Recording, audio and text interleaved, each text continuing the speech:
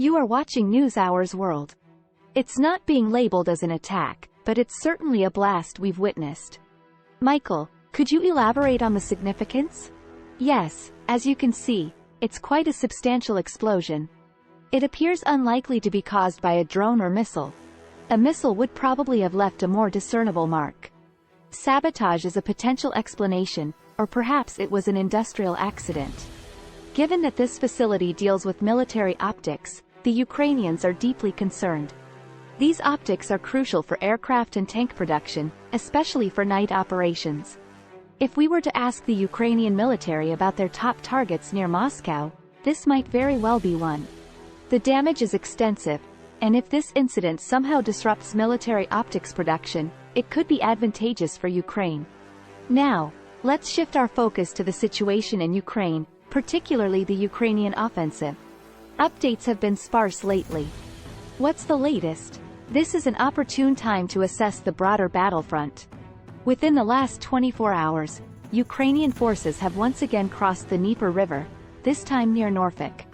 They had previously crossed at Antonovsky Bridge weeks ago, and now, they've established another bridgehead at Kazachi Lahiri, approximately 15 kilometers to the north. Activity is also noted at Novakovka, where a dam was previously destroyed further upstream. There's substantial fighting in this region, potentially serving as a distraction or even the emergence of a new front. However, most of the intense combat is concentrated in the south, specifically south of Oregon and Velika Novosilka. Significant clashes are occurring around Roberton and Storomaisk. Although their primary goal is uncertain, the Ukrainians are exerting considerable effort in this area. Additionally, south of Bakhmut, they've secured advantageous high ground, which could enable a southern maneuver.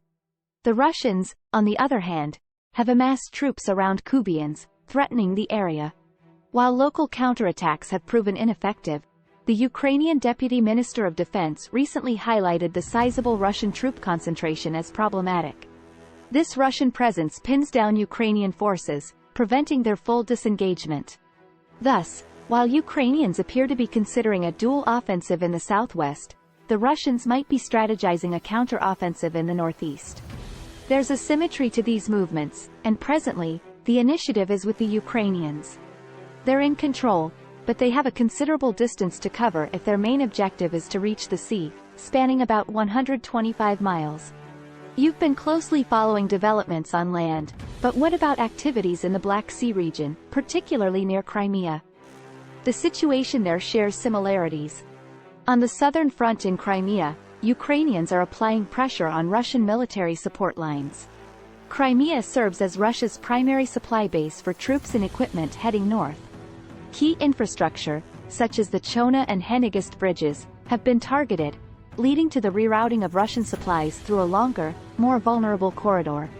Additionally, Ukrainian forces have targeted Novorossiysk, the Russian naval base.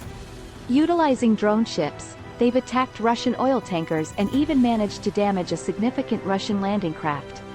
This strategy aims to render Crimea unsuitable as a Russian military support hub. These actions collectively hint at the Ukrainians' seriousness regarding their southern offensive. They're actively preparing the battleground for an anticipated breakthrough attempt. While there's room for doubt, it's evident that the Ukrainians are running against the clock and will soon engage their full force. This will reveal their true intentions concerning the planned breakthrough. Thanks for watching NewsHour's World.